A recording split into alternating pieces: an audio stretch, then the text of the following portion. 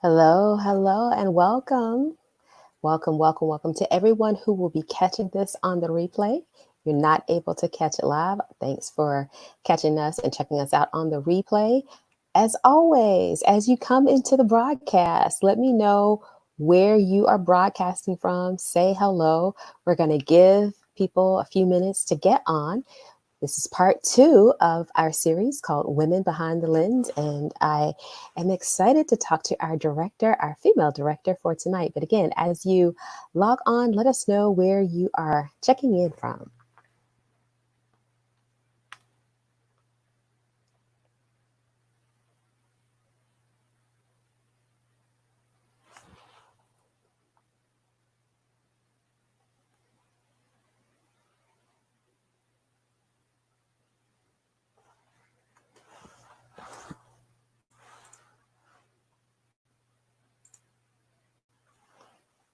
All right, so we're going to go ahead and get started with our Ray of Motivation moment. So, our Ray of Motivation moment for tonight poses the question: do you know how to ask for help? Do you know how to ask for help? So often it's very easy for us to ask for help on the big things, but not in every situation does asking for help immediately come to mind. So recently I had an issue where I was out of town and I realized I needed to get back in town to take care of some business, or so I thought. I was trying to figure out how I could do it over the phone, how I could do it online. And when I called the company, they said, no, you actually need to come in person. So I was prepared to cut my trip short and drive all the way back home, which was about 6 hours, to take care of my business. And lo and behold, as I reached out to call someone about something totally unrelated, it popped in my mind, wait a minute, why don't you ask her to do this for you? And that's exactly what I did. She literally took care of it in less than 10 minutes. It was actually already on her way to the business that I needed. Now, that's just a small example, but there's so many ways that oftentimes we forget to ask for help. Again, sometimes we think about the big things. We think about, oh, I need help moving, especially as females. Oftentimes we call on our guy friends to help us move. We think about those big things, but there's sometimes small things that if we actually ask for help, particularly as you're heading down the road, fulfilling your passion, fulfilling your dreams, your career, even things at home, you can be further down the road, saving yourself some time, and more importantly, building community. So, again, my question for you tonight as we reflect on our Ray of Motivation moment: do you know how to ask for help? All right, so I'm really excited about our guest tonight. Oh, and we have some people joining us. Hey, Joanne from Stone Mountain. Hey, Kelly from Atlanta, and Edwin from Fayetteville. Those of you checking in thus far. My guest tonight is a producer. She's a writer, director, and casting director. She is a graduate of the University of Virginia. She got her start in casting in 2007 at Tyler Perry Studios, but she's also been making movie magic on her own. So please help me welcome Rhavynn Drummer. Rhavynn, thanks so much for hanging out with us tonight. It's my pleasure. Happy to be here. So you got your start in casting, but prior to that, you were in college at the University of Virginia, a fellow Yes, ACC graduate. yes, yes. Did your time at UVA prepare you for your career in entertainment? And if so, how? You know what's so interesting is I went into UVA not expecting to do anything in entertainment. I went to UVA with the expectation of going to medical school and then becoming a doctor. So I hadn't really thought that UVA was going to prepare me for entertainment because as much as I loved drama and did it in high school, I didn't think that that was the career path that I was going to take. So for me, a big adjustment was kind of going from science to art while I was at UVA. And I do feel like it did train me really well in terms of like Tina Fey went to UVA, Sean Patrick Thomas went to UVA. So there's a lot of like actors and performers that went to my school, even though it's not a school that's known for actors and performers. And I feel like they did a good job of giving us a good foundation in the art. Mm-hmm. I think that what it could have done a much better job was giving me more of a film and television education. Now, here's the thing, like, I understand, like, you know, it's not the school that's set up for film and TV at that time. It wasn't, but I do wish, like, because I jumped into film and television, I do wish that I had more film and television education while I was there. Now, I was trying to, do a little bit of research about you, Mhm. more than I know. And I was on your website and I was like, hold up. Now, I know one time I saw this. Did you help found an African American drama troupe while you were at UVA? It's not on your website now. So I was like, I know I read that one time. So here's the story of it. So I think it was Sean Patrick Thomas. So Sean Patrick Thomas started an African American theater organization called the Paul Robeson Players years before I got to UVA. So Okay. I reignited it, I guess you can say, the Paul Robeson Players while I was a student there. So it didn't originate with me, but I did restart it while I was a student there. And one of our early members is Sashir. Oh, I want to say her last name is Zamata, but she was one of the Yes. members on SNL.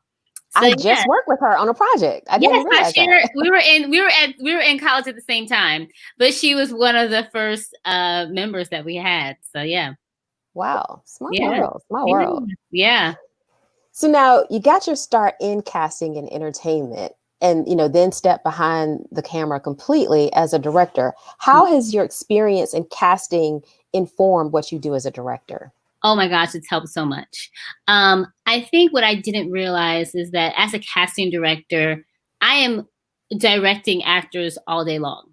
So me working in casting has really kind of helped me feel very comfortable with the language, with how to talk to actors on a set, how to pull out performances, how to have discussions about depth and things like that. So casting has greatly helped me from a actor's standpoint when it comes to directing. It's also definitely helped with producing as well from the business side of it. So I kind of feel like casting was a great transition. And the reason why I kind of felt like, let me just jump into it, is I had a dinner with a casting director out of LA, and she does a lot of work with Nickelodeon. And she was like, Rhavynn, I just took a directing class, and it was amazing how much of my casting knowledge helped me in becoming a director. So she kind of helped me at least try to stretch my muscle into that, directing realm as well. So. And so your first project that you directed was Good Girls, a Yes. web series. I Yes. know it's been a few years ago, but how Yeah. did you come up with the concept? And will we see more episodes, more from these young women? Because I really enjoyed the first few episodes. It's the craziest thing is, so with Good Girls, it was the first project that I directed. And to be honest, I just started writing. And I feel like, and this is a whole other conversation, but I was kind of like going through like a little bit of a heartbreak at that time. And so I was like, let me just write. And so I kind of feel like the pain of that heartbreak kind of produced Good Girls. And I didn't know what I was going to do with it. I just was really writing to write. I didn't have like a plan for it. And I just happened to go to lunch with a friend of mine from college. He was like, so what are you working on? I'm like, well, I kind of have this project. And he's like, so how can I help? And he became a producer in the project and helped me, get it on its feet. But Good Girls was the first project that I directed. I needed that project. I loved directing that project. It was about, it was loosely based on stories from myself and my friends. So that helped me as a director. The craziest thing is it's been 6 years since I've directed that project, and I feel like at least once a week I get asked what's going to happen with it. And it's on Ooh. me for procrastinating and not getting it done. But actually, that's what I'm using this quarantine to work on. What's the second part of it? And now, I wrote it when I was in my 20s, and now myself and all the women involved are in our 30s. And so like that's kind of what I want to tackle with this project as I do a season 2 for it. Oh, so there will likely be a season 2? Is that what I'm hearing? I'm writing it. I'm 95% done with it right now. So it's been one of Okay. my quarantine activities has been writing this project. So. And then how were doors opened up for you as a result of Good Girls? Because you did the festival circuit with the project. Yes. I think the amazing thing that I didn't realize is like you take one step and like God takes the rest. and the thing that was amazing to me is I did not know what the next steps were to take, but every step of the way, like something would happen. I don't know, like who am I going to get to be my sound guy? And then like somebody would just happen to give me a referral. So when it comes to the next steps, so when it came to Good Girls, for me, we shot it, we edited it. I decided to submit it into festivals and the opportunities that opened. We were in the Black Women in Film Festival. We did the Bronze Lens Festival and like countless panels and things like that. And what I realized is that was really like the stepping board for other things, for me collaborating with other people, for me producing more work. I miss filming in Atlanta, you know, like I really do. I can't wait to kind of jump into some sort of indie something in Atlanta. But I will say Good Girls did open up a plethora. We did later on, I was able to do a project that did get into ABFF, you know, so those things, like lots of doors opened up just because, you know, of Good Girls success for sure. And you have a question from one of our viewers tonight. Can you see it on the bottom of the screen? How rigorously do you stick to the script when you're directing? Oh, that's a great question.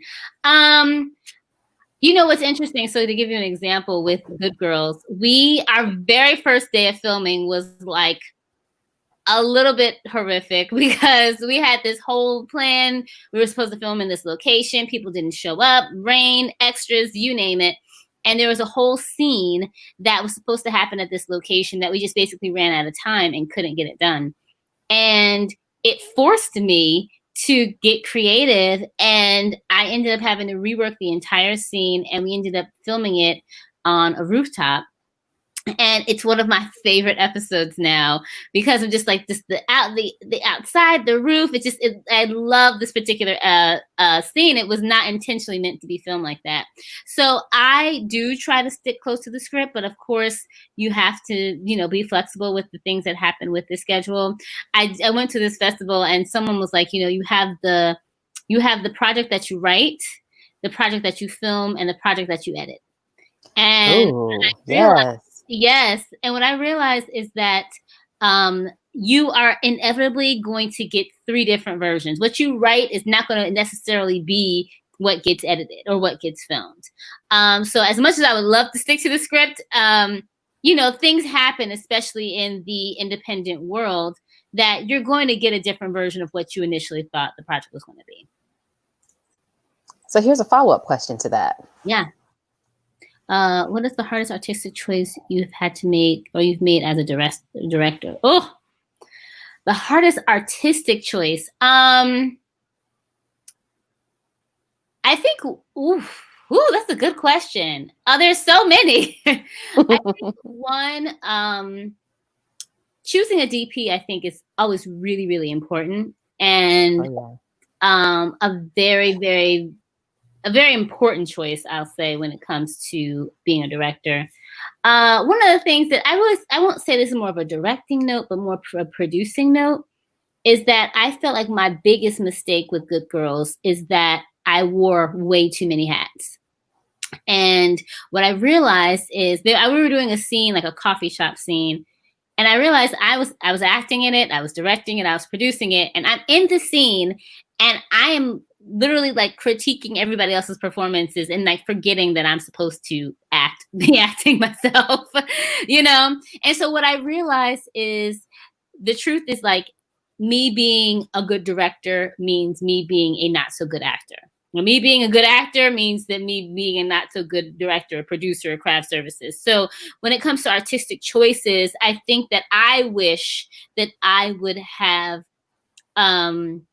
that I would have given had a bigger team with more responsibilities to kind of carry some of that creative weight more than just me, because I do feel like there are certain things that were jeopardized or not as good as it could be because I had all the hats, essentially.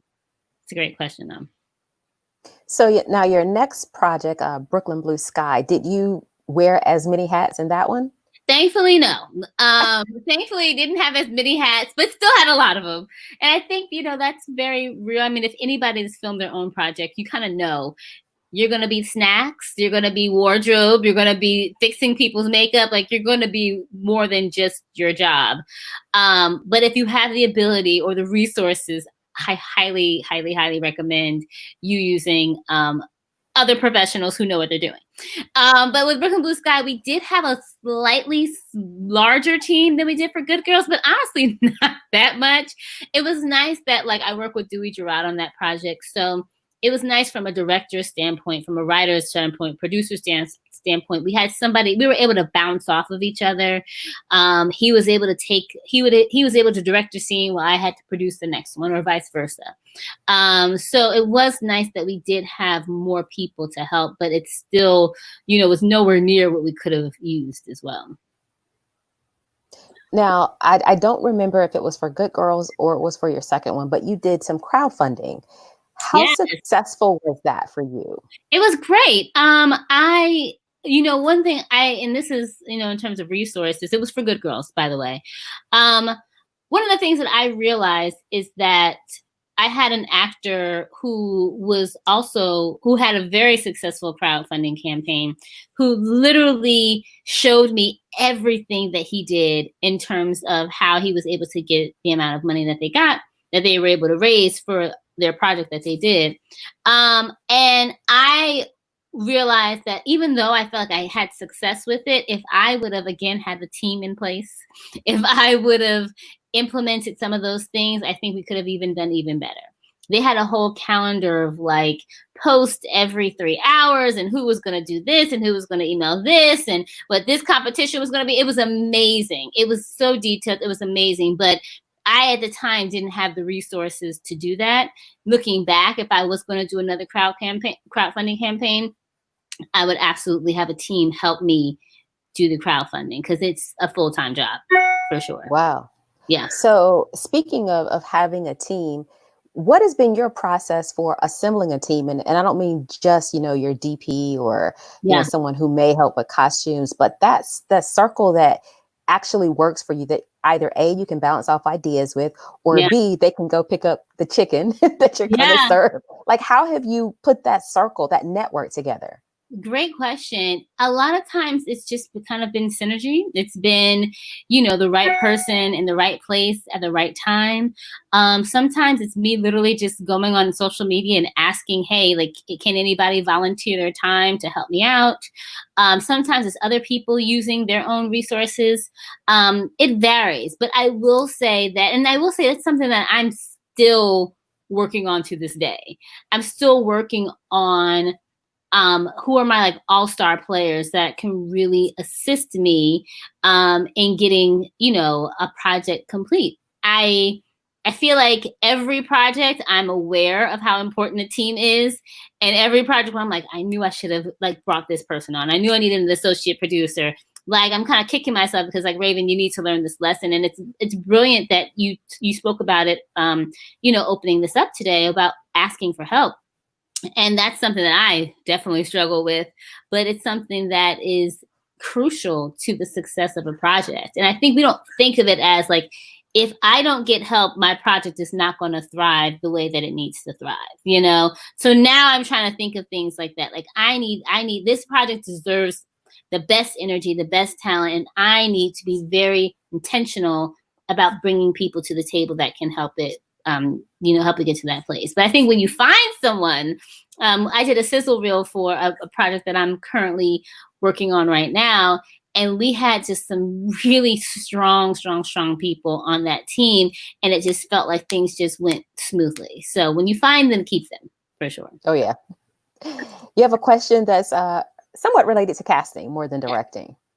What advice would you give an actor who the same cast director has called in several times who is yet to book? Great. Yes. So I get this question a lot. And that's wonderful. That's such a good thing. If a casting director is bringing you in multiple times and you haven't booked with them, great. Consider yourself blessed.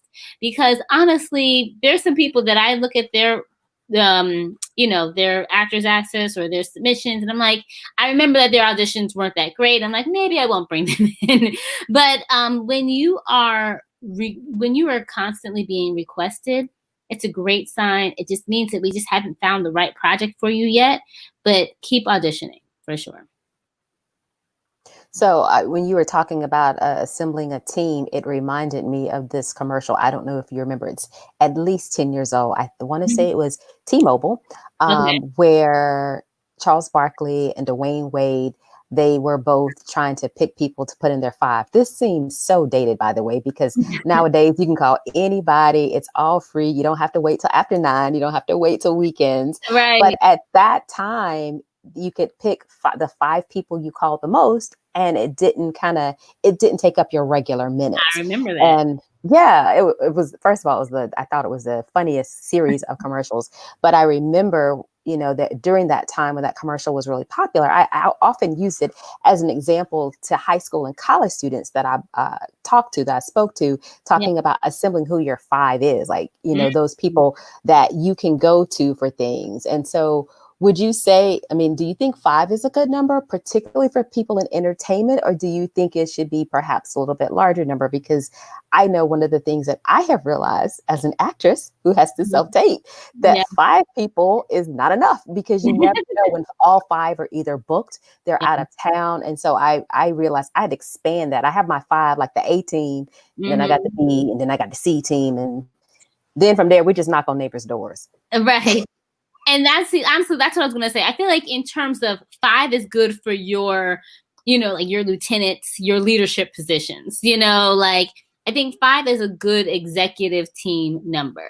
But I think that those 5, or each of those 5, need to have their own team members, departments, whatever, to bring to the table as well. So for me, I think that, like, especially if you're filming your own project or producing your own project, I think that 5 is actually a great number. However, they need to be responsible for another subset, the team B, as you called, another subset of people as well, because you will find that, you need all hands on deck for sure. So you did your first 2 projects. Those were your babies that you produced, that you had a lot of creative input on. Now you're starting to direct things that you haven't written. How did those opportunities come to you? Honestly, it came from people seeing the success of the other projects. And I didn't realize, I'm like, I was more nervous to do someone else's project than I was to do my own. But honestly, it came from Good Girls. It came from watching Brooklyn Blue Sky. It came from referrals. It came from, sometimes me even asking, like, hey, do you need assistance? I directed a play actually in 2016 that another friend, Dewey Gerard, he wrote that play. And it was weird because I kind of felt like, and I told him, like, the night he called me that day, I kind of felt like I needed a creative challenge. And then he calls me and asks to direct his play. So honestly, it's just really come again from synergy. It's come from building relationships. It's come from me, me putting something out and then other artists being interested or wanting to, take part in it. So. You have another question. Oh, what's your preference? TV directing or film directing? What are the pros and cons? Interesting. So I haven't gotten the chance to direct film yet, but I will say that I love television, directing and writing. Like that's kind of been my lane. Just because I like shorter form content. I like the idea of finding, lots of stories within a show. So for me, I just haven't personally had the opportunity to direct, to do any film directing yet.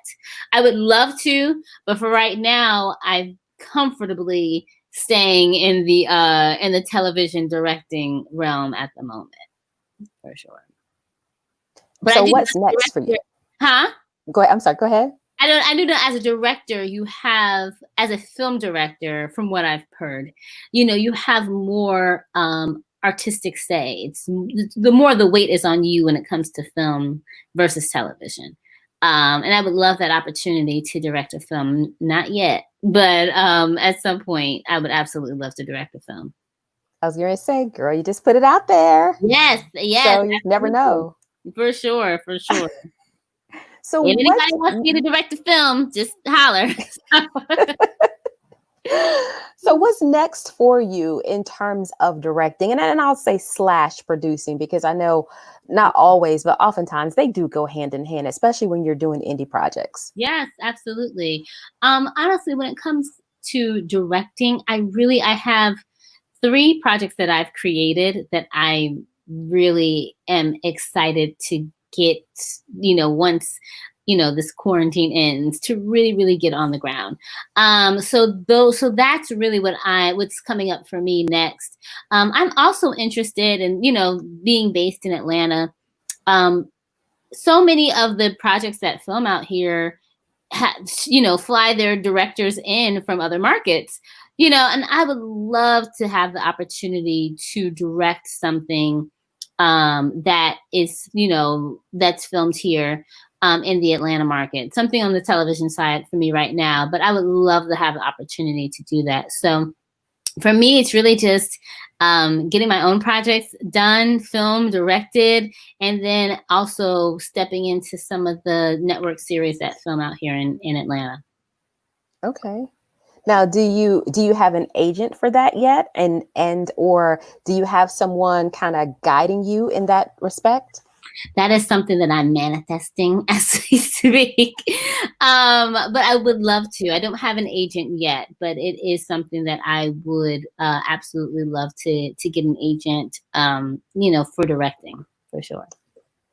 So now you've talked about this journey of, starting in casting, Yeah. actually having lunch with a casting director who said, hey, you may want to think about directing, Yeah. taking off with your first project, and then that project opening other doors. And Yeah. then, of course, we have seen you acting both in Good Girls Yeah. as well as Under New Management.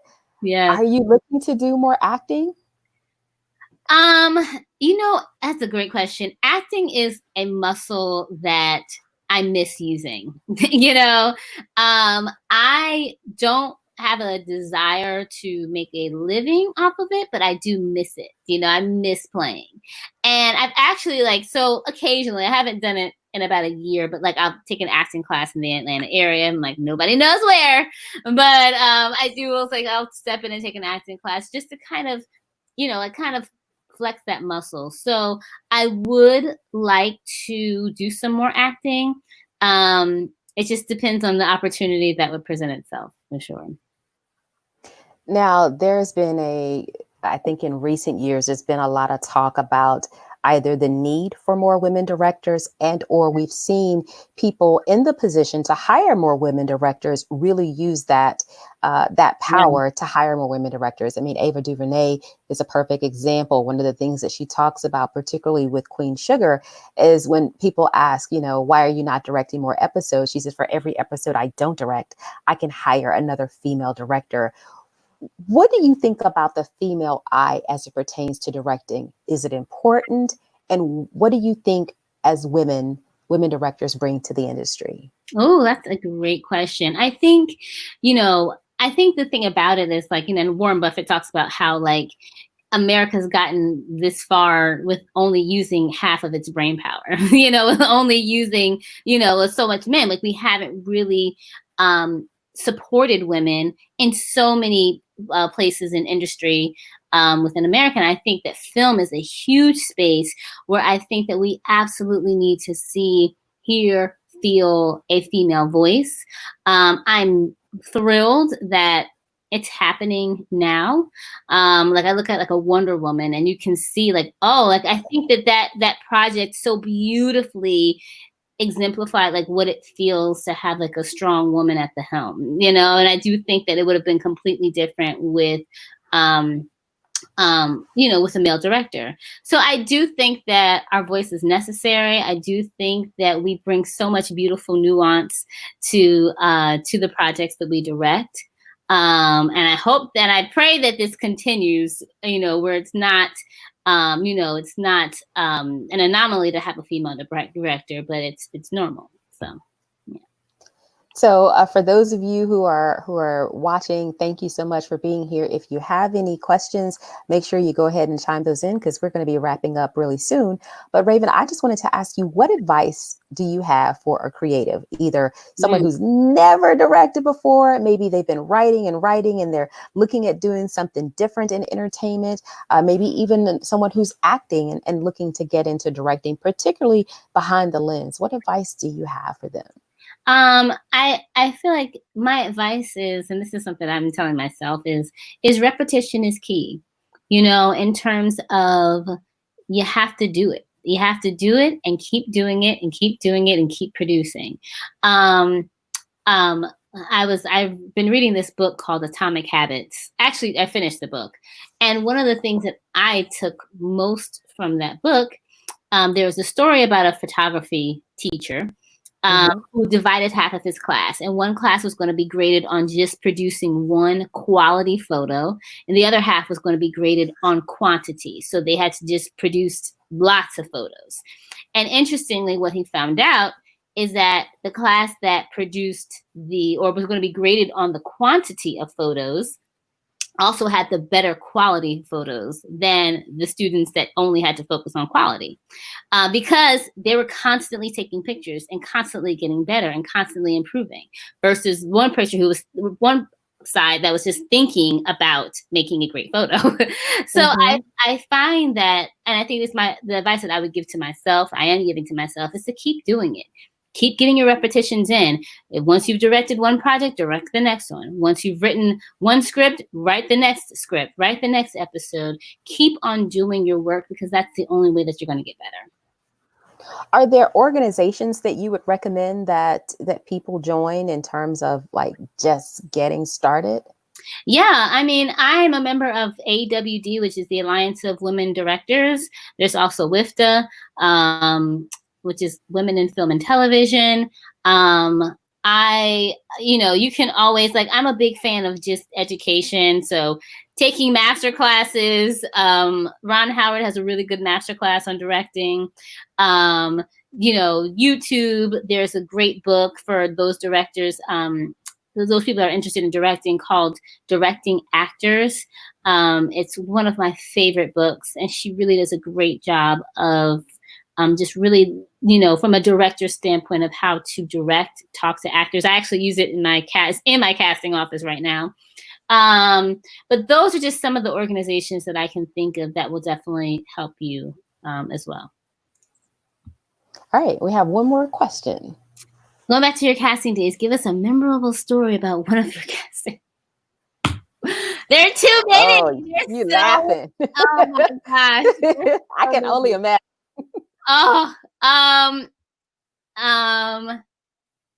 Ooh, you know what? There really are so many. I feel like there was one that happened recently that I just can't think of. Let me just say that we get a plethora of auditions and audition types. There's some roles that we've had to do that require either a stripper or nudity. Let me just tell all actors, do not take off your clothes in the audition room. That has happened one or two times, and I'm like, why do they do that? So don't do it. But we've had plenty of stories, too many to name. So okay, yeah. Now, piggybacking off that, you mentioned the strippers. Have you had anyone? I guess sometimes there are violent scenes. Have you had anyone bring a real gun in? I've had someone light something on fire in the audition room. I was like, yeah. So I haven't gotten a real gun, but I have gotten literally lighting something on fire, like a cigarette. I'm like, oh, is this really happening right now? So yeah, I have had somebody light something on fire in an audition room.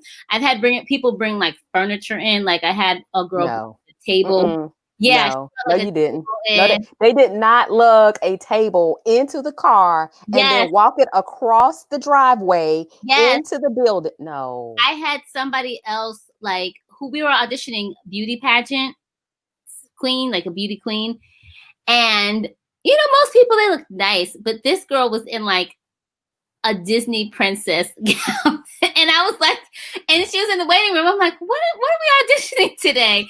And she's like, I'm here for the beauty pageant. I was like, oh, like she literally had like tiara, like huge puffy dress. So that's not needed either. So yeah, we've had plenty of stories, plenty. Wow. Now, do you think you'll ever write a book? Because you've gone through a lot of casting sessions. I mean, you're busy as a casting director. Yes. Do you think you'll ever put any of those like memorable ones into a book? I would love to, honestly. Like we used to have this a folder, and I would label it giggles. And whenever we were having like a bad day, we would just go back and watch like all the auditions that were memorable. But I would love to. I would love to have some sort of book just to kind of talk about all the crazy, stories that we've had over the years, for sure. It's coming. It'll come for sure. It seems like it would, while it may be funny, that it may actually help stop some people from doing something that may, cut them out of future opportunities just for an audition. Maybe they don't know that they're not supposed to take it quite so far. Yes, and it could be a way to like infuse through humor some actual education. Yeah. So yeah, so look, you're giving me ideas on this actually. So but I would love to write a book about all the stories, for sure. What not to do in the audition room. What Okay. not to do, for sure. All right. Well, Rhavynn, thank you so much for taking the time to talk with us tonight. I do have your Instagram account screaming at the bottom of the Thank screen, you. also your website. But is there another way that you like people to kind of keep up with what you're doing? That's honestly the best way. Just my website or my Instagram page. I'm on Facebook as well. It's just my name, Rhavynn Drummer. But I'm more on Instagram, or my website. And if you need to reach out, I have an email address on the website where you can also reach out as well. All right. And even though this is about directing, I would be remiss if I didn't mention your Actor Minute Monday. Oh So, yeah. So, for those of you who may be interested, every single Monday, Rhavynn shares like top notch advice on her Instagram account. And you can actually email in if you have questions. There are some specific things. You can email those questions in, and you can even go back if this is the first time you've heard about it. Like, nobody sent you the memo, you can yeah. actually go back on her Instagram and look at some of the ones from the past. Yes, it's actorminutemonday@gmail.com. You can email me a question. And then I think we have like 28 videos up there right now. So Okay. there's endless topics about, whatever you may want to know in terms of casting. Awesome.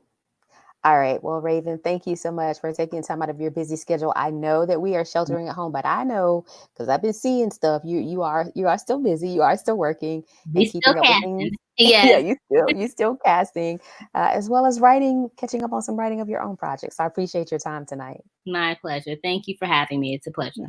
You're welcome. All right.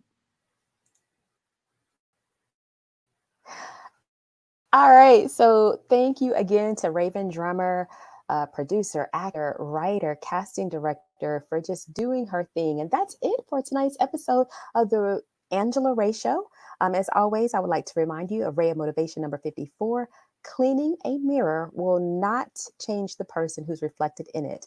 Until next time, I encourage you all to go out and be the change. And by the way, mark your calendars for tomorrow night. Continuing in our director series, I have director Christine Swanson, who directed the Clark Sisters movie as well as Love Under New Management. Have a great evening.